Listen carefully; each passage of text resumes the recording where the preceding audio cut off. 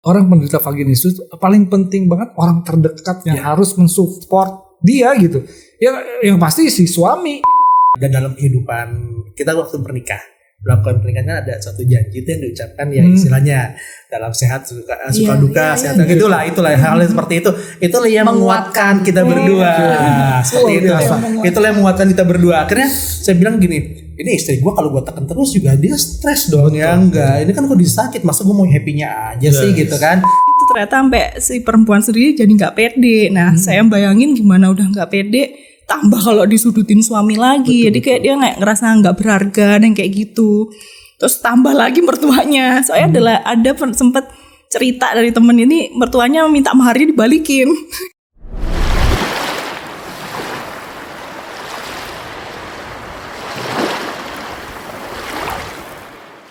Nah, Mas Kris, luar biasa. Perjuangan 8 tahun.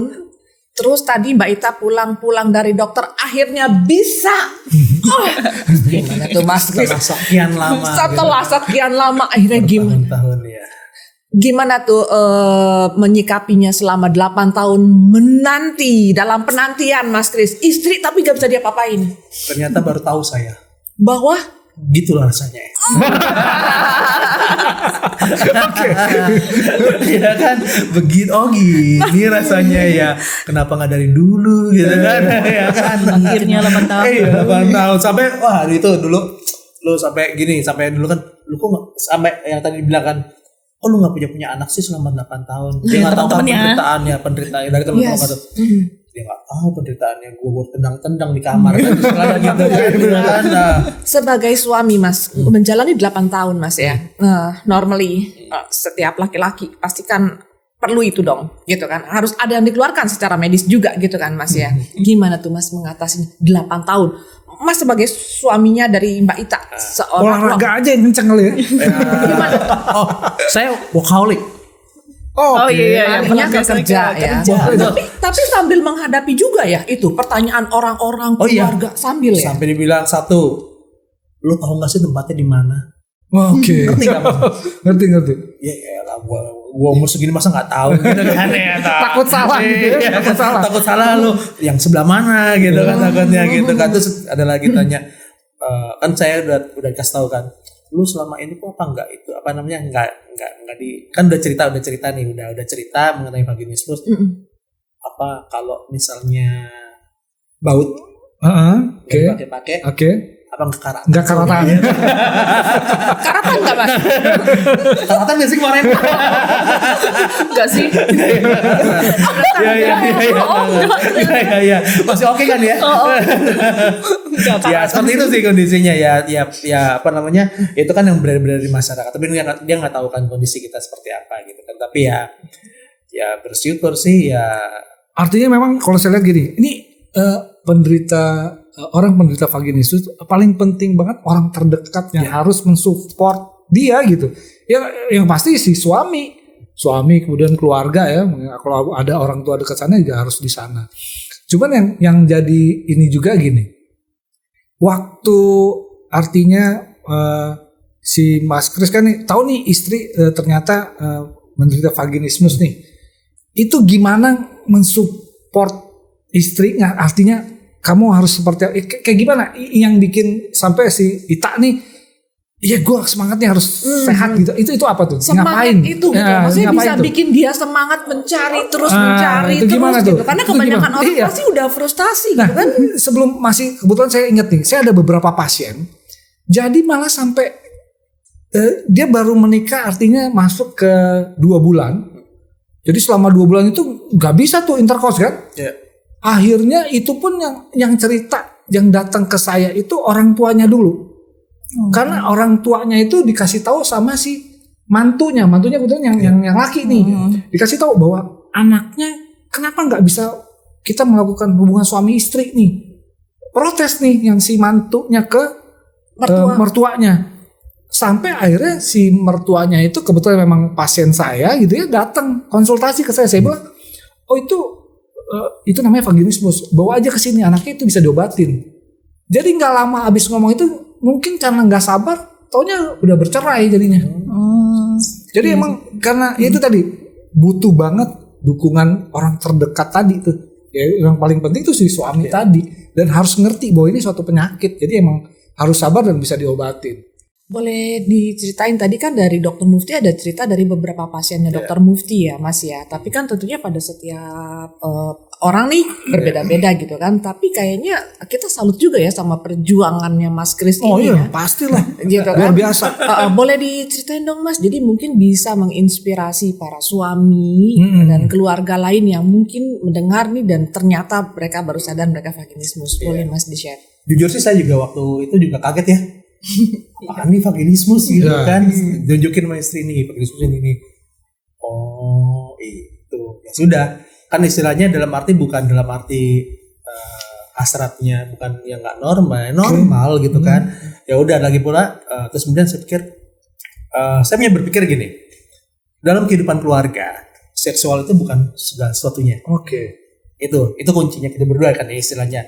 Dan dalam kehidupan kita waktu bernikah, melakukan pernikahan ada suatu janji itu yang diucapkan ya istilahnya dalam sehat suka duka sehat itulah hal yang seperti itulah yang menguatkan kita berdua seperti itu.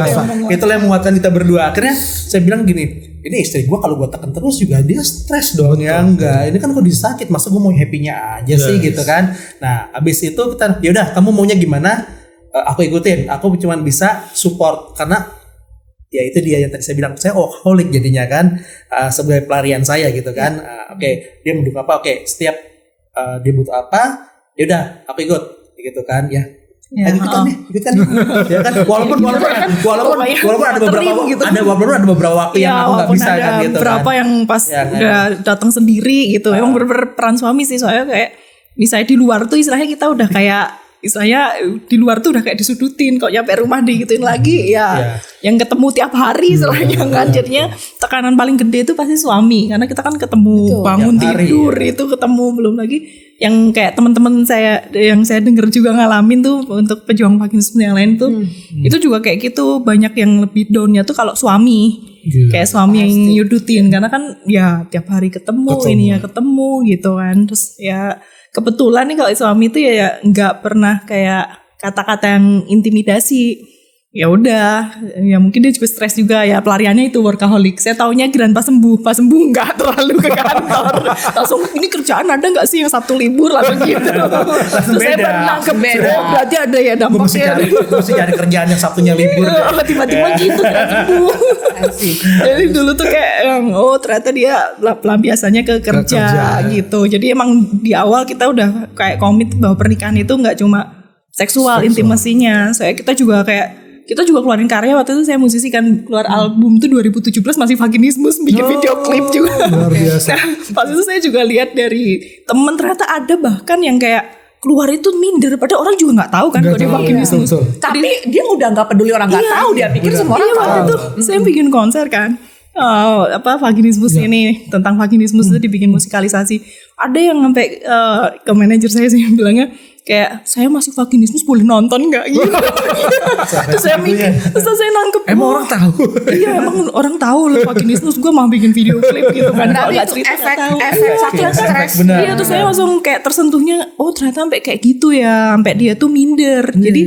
Jadi dari dirinya aja ada. Jadi misalnya nggak disudutin yang lain-lain, tapi dia kayak minder gitu loh, kayak malu gitu. Nah berarti saya mau nanya dong sama Mbak Ita ya. Berarti tadi kan kolaborasi dengan suami udah pasti, kolaborasi dengan suami itu penting banget. Nah sekarang dari yang Mbak Itanya sendiri ngebangunin di mental Mbak Ita untuk sampai akhirnya dia berhasil sembuh gitu loh. Itu kan perlu juga dari dalam diri sendiri. Iya benar sih. Apa tuh Mbak yang dilakukannya? Kalau saya ini as a woman nih ya, sekarang kalau ini kan pernikahan tadi ya.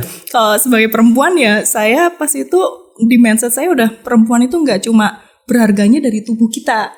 Jadi entah dari skill kita yang lain, yang gimana kita bermanfaat gitu. Kalau dari saya membangunnya gitu.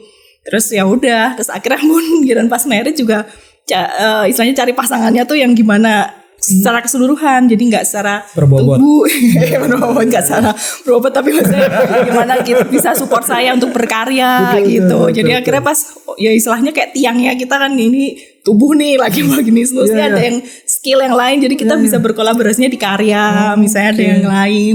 Ya aku tuh pas itu lebih kayak gitu. Jadi pas itu mikir, apa gue yang percaya diri apa nggak tahu diri ya lah, aku malah syuting malah syuting video klip itu masih vaginismus gitu. Terus ya gitu, ternyata sampai si perempuan sendiri jadi nggak pede. Nah saya bayangin gimana udah nggak pede, tambah kalau disudutin suami lagi, jadi kayak dia nggak ngerasa nggak berharga dan kayak gitu. Terus tambah lagi mertuanya, soalnya ada sempat cerita dari temen ini, mertuanya minta maharnya dibalikin.